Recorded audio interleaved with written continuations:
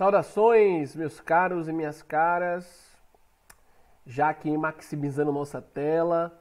Lembremos-nos do último sábado, dia 14, com o nosso curso de revisão para as provas do Enem, do SSA da UPE, entre outros vestibulares. Este que vos fala é o professor Antônio Márcio, de Matemática. E aí, conforme eu havia dito para vocês,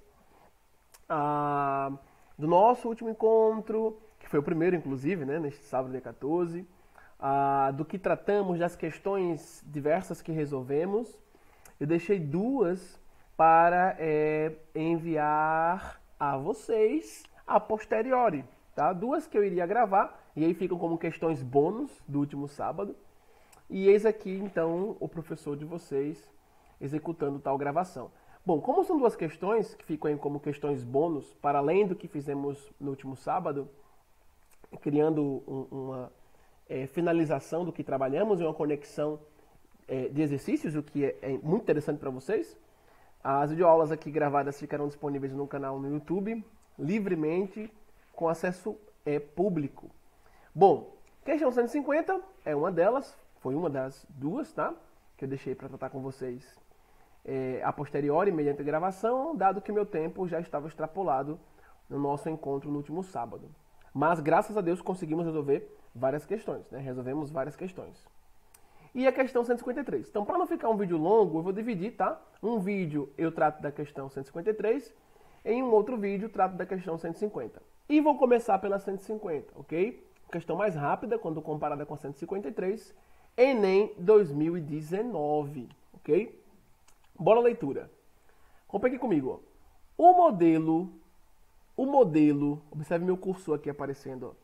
O modelo predador-presa consiste em descrever a interação entre duas espécies, sendo que uma delas, a presa, serve de alimento para outra, o predador.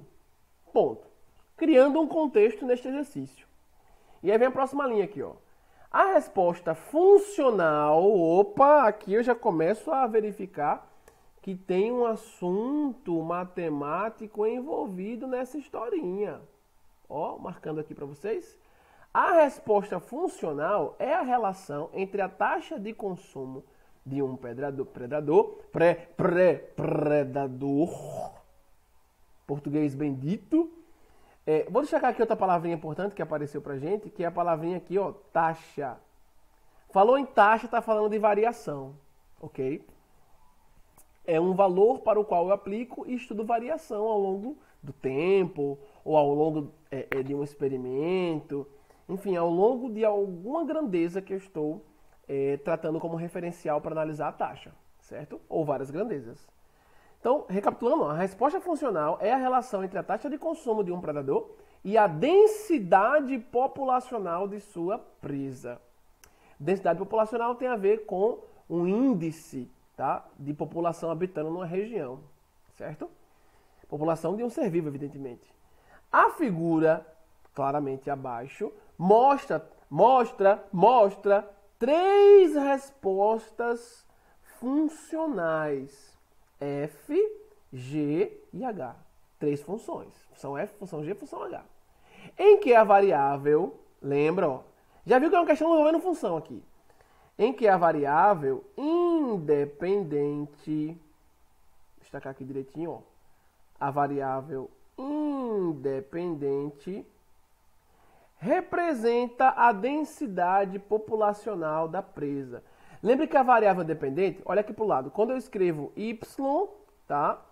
Uma das variáveis envolvidas no aspecto funcional, igual a f de x, recorde-se que essa estrutura é uma estrutura em que nós temos matematicamente f, uma função, f é aplicada a x. Quem é x? X é o domínio da função. E quando eu faço uma f de x, eu tenho uma resposta, que é o meu y, a imagem para este x, quando a função é aplicada a ele, tá? Recorde-se, portanto, que a variável x é o que permite você, uma vez aplicando f a ela, obter y, a imagem correspondente a um domínio x que eu tome. Então, a variável independente é x. mas Y depende de X para ser obtida. Ok?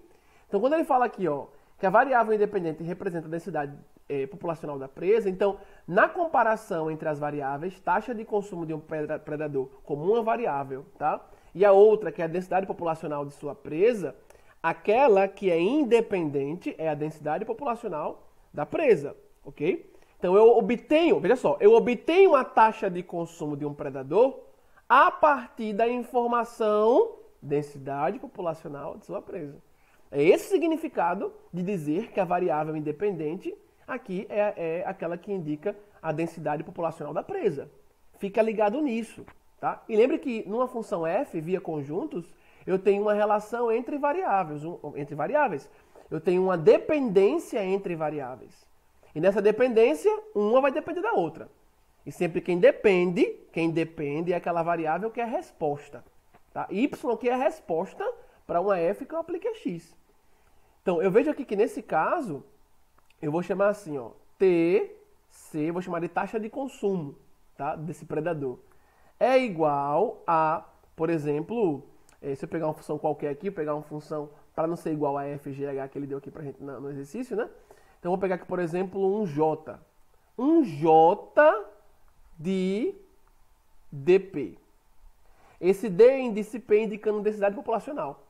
Então, a questão nos diz que a taxa de consumo, T índice C, que eu estou bolando aqui, elaborando, modelando para vocês, essa taxa de consumo de um predador, ela é obtida como uma função, aqui eu escolhi uma função qualquer, J, tá? Colocando uma modelagem aqui geral, tá? Independente do que a questão nos deu como função f, g e h, mas trazendo um significado ao texto que nos traz um conceito de função via conjuntos. Essa função j aplicada a d índice p nos diz que essa função j leva o dado densidade populacional da presa como um elemento que me permite saber, como consequência, a taxa de consumo de um predador. Tá certo? Essa é a estrutura que a questão traz para a gente quando ela fala que a variável independente é a densidade populacional da presa. Tá? Então, taxa de consumo do predador é a variável dependente, que depende, para eu saber taxa de consumo do predador, eu preciso conhecer o dado anterior, que é a densidade populacional de presa naquela região. Beleza? Então tá aí a explicação, vou apagar aqui rapidinho, para não ficar muita informação escrita aqui, para a gente responder agora o exercício. Então baixando aqui, que ele subiu, só um instantinho. Vou pegar aqui a minha borracha, que eu apago mais tranquilo, mais rápido. Pronto, vamos voltar lá para o nosso piloto, Galáxia. Beleza, então vamos responder aqui a questão agora aqui embaixo. Bom, depois que eu já fiz aqui uma revisãozinha para vocês sobre função, na hora da prova tu não precisava fazer essa revisão que eu fiz, mas aqui como é uma aula de revisão, então dentro da questão a gente vai, toca no assunto, comenta ele um pouco e responde para vocês. Então, diante do exposto no texto, eu agora analiso o que ele me traz mais na questão. O que ele me traz mais além do texto? Ele me traz um gráfico. Aí eu vejo aqui, ó, que no eixo vertical desse gráfico, quem é que eu tenho? Exatamente a variável dependente, que fica no eixo Y, no eixo vertical, onde ficam as imagens, taxa de consumo. E evidentemente que a variável densidade populacional teria que estar no eixo horizontal. Perceba que se ele não dissesse isso para você, em termos de gráfico, mas colocasse apenas no texto, tu teria condições de saber, depois de que eu revisei aqui, onde é que ficaria a densidade populacional no gráfico e onde ficaria a taxa de consumo. Se densidade populacional é variável independente, é domínio, está no eixo X, eixo horizontal. Se taxa de consumo, por consequência, é variável dependente, está no eixo vertical, eixo Y. Beleza? E aí, dentro dessa malha quadriculada, eu tenho os esboços de cada funçãozinha aqui, ó, que ele me deu no exercício. Função f, função g, me indicando que essas três funções, ó, a figura mostra três respostas funcionais. Tá? Então, eu tenho três funções que relacionam, cada qual relaciona densidade populacional com taxa de consumo. E isso pode envolver gráficos que foram estruturados em diferentes momentos durante um ano, por exemplo, entendeu? Durante uma época, tipo F foi o gráfico que se ajustou, foi a função cujo gráfico se ajustou no primeiro trimestre do ano, na comparação desse dado populacional de uma presa por taxa de consumo do predador. G foi num outro trimestre no ano, H em um outro trimestre no ano, entende? E note que cada funçãozinha dessa aqui, ela nos foi dada com a legenda. Veja que F é o traço contínuo, G é o traço, traço, ponto, traço, e H, no gráfico abaixo, é traço, traço, traço. Então, quando eu olho para a malha quadriculada aqui abaixo, este contorno curvo que eu estou passando aqui, ó, este contorno curvo aqui, observa que eu estou passando meu cursor aqui, ó, tu observa, todo contínuo, sem nenhum pontilhado, é a minha função f. Então, eu sei que aqui, ó, conforme a legenda, eu tenho, deixa eu pintar aqui, eu tenho aqui minha função f, beleza? Nesse traço, traço, traço, traço, traço, traço, traço, como uma função linear, que seccionou aqui toda essa malha ao meio, aqui em cima, ó, eu tenho, olhando para minha legenda, quem é traço, traço, traço? Apenas função h. E na legenda, aquela função que foi dada como traço, traço, ponto, traço, traço, ponto, traço, traço, ponto. Que função é essa? Vou puxar ela aqui, ó. Essa aqui é a minha função g. Show de bola? Show de bola. Então, 3 gráficos de função que relacionam a densidade populacional de uma presa, o quanto de animal que é presa no ambiente A, por taxa de consumo de um predador para esta presa. As 3 funções, então, relacionam essas 2 variáveis, uma independente no eixo horizontal, outra dependente no eixo vertical. E isso, eu repito, pode ocorrer, de fato, isso pode ter ocorrido numa análise em diferentes épocas do ano. E veja que tem aqui uma fonte. Olha a fonte, www.jornallivre.com.br. Ou seja, aqui foi trazido de uma realidade viável, tá? Muito bem, então bora ver o que ele pede para a gente responder depois desse contexto todinho e de vermos que estamos trabalhando com o caso de função, análise gráfica. Qual o maior intervalo, escuta aí o comando da questão, para que tu responda corretamente, em que a resposta funcional f de x é menor que as respostas funcionais g de x e h de x, simultaneamente. Então, veja, se aqui ao final, olha que palavra-chave, ele fala simultaneamente, qual o maior intervalo? Guarda esse detalhe para você, ele quer o maior, podia ser o menor, então eu quero o maior.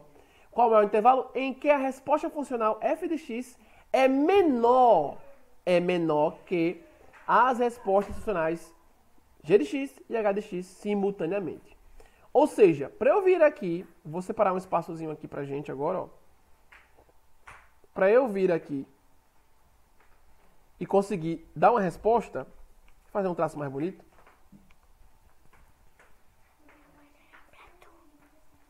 Aqui nesse espaçozinho que eu destaquei em branco, vamos dar a resposta agora. Então, para que eu relacione a aplicação f de x com g de x e com h de x, buscando o maior intervalo, a partir de qual ponto as 3 funções começam a ter intersecção. Eu vejo que já logo no ponto de partida eu tenho um ponto de intersecção, que pega f, por exemplo, eu vejo aqui o traço contínuo, e também pega a função h. Não pega a função g, porque note que g parte um pouquinho à direita, um pouquinho à direita. Observe aqui, se eu pegar aqui g, ó, g está partindo desse ponto aqui, ó, um pouco à direita do ponto 0, 0, tá? 0 em x, 0 em y. Beleza? Vou até destacar aqui, ó. G está partindo daqui, ó. Olha o meu risquinho aqui, ó. Beleza? Bom, aí eu vou analisando, depois eu vejo aqui um ponto de intersecção, ó. Marquei um x, intersecção entre a função g e h. Aí eu continuo, vejo outro ponto de intersecção aqui, ó. Agora entre a função f e a função g. Então não pegou todas ainda, tá?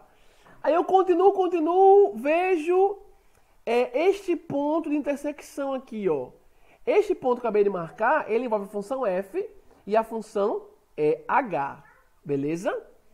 Bom, aqui, quando eu olho para esse último ponto, que pega a intersecção entre f e H aqui por cima, eu noto que neste ponto, depois dele, eu tenho como ver um trecho, esse trecho aqui, ó, eu tenho como ver um trecho em que todas as funções, tá, se relacionam como uma estando por cima da outra.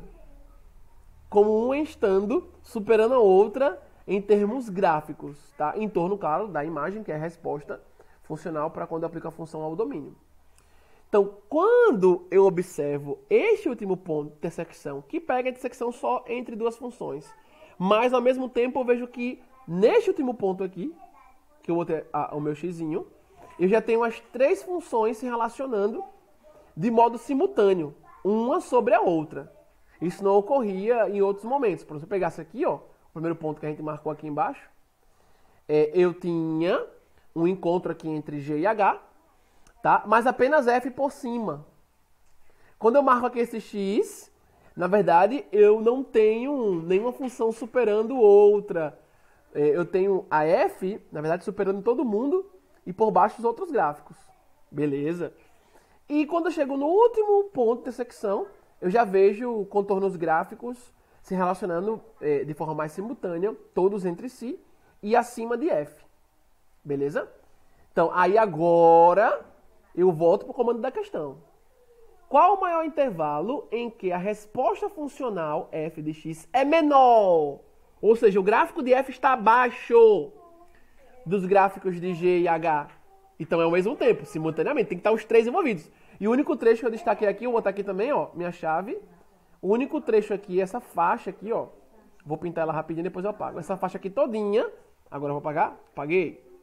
Essa faixa aqui todinha é a faixa que eu tenho as três funções realmente se relacionando uma sobre a outra, as três. O que não ocorre em outras intersecções que a gente viu. Então, o que é que eu vejo?